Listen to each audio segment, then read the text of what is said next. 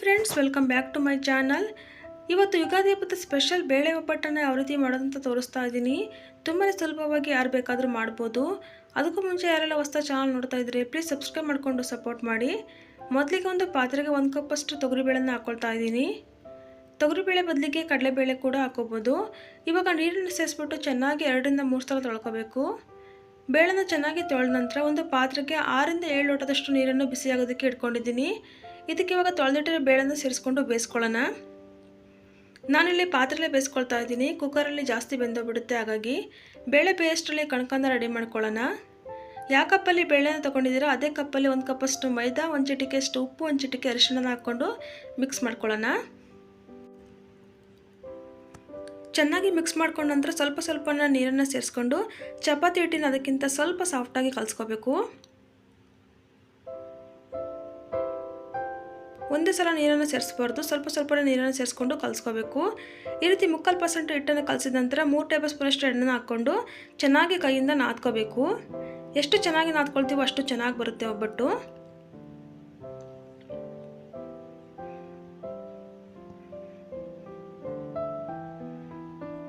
ನೋಡಿ, ಈ ರೀತಿ ಚೆನ್ನಾಗಿ ನಾದ್ಕೊಂಡ ನಂತರ ಮೇಲ್ಗಡೆ 1 ಟೇಬಲ್ ಸ್ಪೂನಷ್ಟು ಎಣ್ಣೆನ ಸವರ್ಬಿಟ್ಟು ಒಂದು ಪ್ಲೇಟ್ ಮುಚ್ಚಿಬಿಟ್ಟು ಒಂದು 2 ರಿಂದ 3 ಗಂಟೆ ಚೆನ್ನಾಗಿ ಇಟ್ಟು ನೆನೆಯೋದಕ್ಕೆ ಬಿಡೋಣ.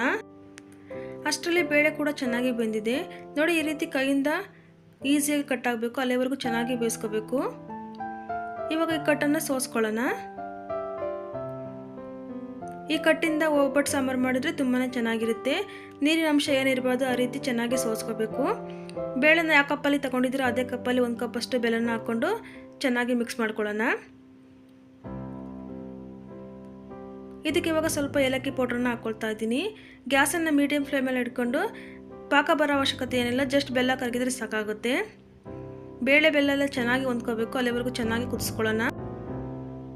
ನೋಡಿ, ಈ ರೀತಿ ಚೆನ್ನಾಗಿ ಕುದಿಸ್ಕೊಂಡಿದ್ದೀನಿ. ಇವಾಗ ಗ್ಯಾಸನ್ನು ಆಫ್ ಮಾಡಿಕೊಂಡು ಸ್ವಲ್ಪ ತಣ್ಣಗಾದ ನಂತರ ಮಿಕ್ಸಿಲಿ ಹಾಕ್ಕೊಂಡು ರುಬ್ಕೊಳ್ಳೋಣ. ಒಂದೇ ಸಲ ಹಾಕೋಬಾರ್ದು, ಸ್ವಲ್ಪನೇ ಹಾಕ್ಕೊಂಡು ಗ್ರೈಂಡ್ ಮಾಡ್ಕೋಬೇಕು. ನೋಡಿ, ಈ ರೀತಿ ನುಣ್ಣಗೆ ರುಬ್ಕೊಂಡಿದ್ದೀನಿ.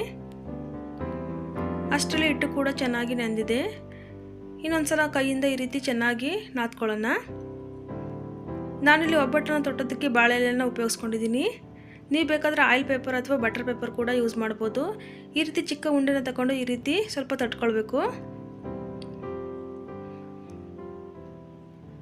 ಯಾವ ಸೈಜಲ್ಲಿ ಕಣಕನ ತಗೊಂಡಿದ್ರೆ ಅದೇ ಸೈಜಲ್ಲಿ ಹೂರ್ಣನ ತಗೊಂಡು ಈ ರೀತಿ ಸೆಂಟ್ರಲ್ಲಿ ಇಟ್ಕೋಬೇಕು.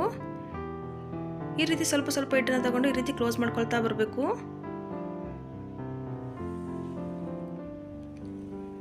ನೋಡಿ, ಈ ರೀತಿ ಕ್ಲೋಸ್ ಮಾಡ್ಕೊಂಡ ನಂತರ ಮೇಲ್ಗಡೆ ಇರೋ ಎಕ್ಸ್ಟ್ರಾ ಹಿಟ್ಟನ್ನು ತೆಗೆದುಬಿಡಬೇಕು.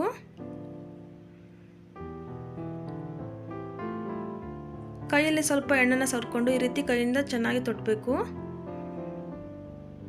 ನಿಮ್ಗೆ ಎಷ್ಟು ತೆಳಬೇಕು ಅಷ್ಟು ತೆಳವಾಗಿ ತೊಟ್ಕೋಬೋದು. ನೋಡ್ಬೋದು ಎಷ್ಟು ಆರಾಮಾಗಿ ಬರ್ತಾ ಇದೆ ಅಂತ.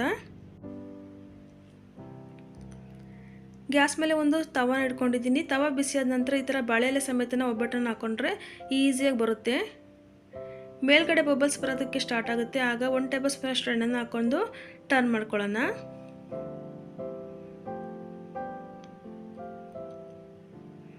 ಗ್ಯಾಸನ್ನು ಮೀಡಿಯಂ ಫ್ಲೇಮಲ್ಲಿ ಇಟ್ಕೊಂಡು 2 ಕಡೆನೂ ಚೆನ್ನಾಗಿ ಬೇಯಿಸ್ಕೋಬೇಕು.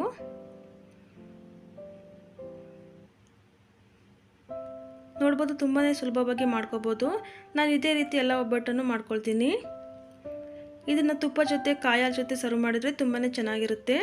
ಖಂಡಿತ ಮನೆಯಲ್ಲಿ ಒಂದ್ಸಲ ಟ್ರೈ ಮಾಡಿ, ಹೇಗಿತ್ತು ಅಂತ ಕಮೆಂಟಲ್ಲಿ ತಿಳಿಸಿ. ನೋಡಿರಲ್ಲ ಫ್ರೆಂಡ್ಸ್, ಇವತ್ತಿನ ವಿಡಿಯೋ ಇಷ್ಟ ಆದರೆ ಒಂದು ಲೈಕ್ ಕೊಡಿ, ಹಾಗೆ ಫ್ರೆಂಡ್ಸ್ ಫ್ಯಾಮಿಲಿ ಜೊತೆ ಶೇರ್ ಮಾಡಿ. ಇನ್ನೂ ಯಾರು ಸಬ್ಸ್ಕ್ರೈಬ್ ಮಾಡ್ಕೊಳ್ದೆ ವಿಡಿಯೋನ ನೋಡ್ತಾ ಇದ್ದರೆ ಪ್ಲೀಸ್ ಸಬ್ಸ್ಕ್ರೈಬ್ ಮಾಡಿಕೊಂಡು ಸಪೋರ್ಟ್ ಮಾಡಿ. Thank you for watching.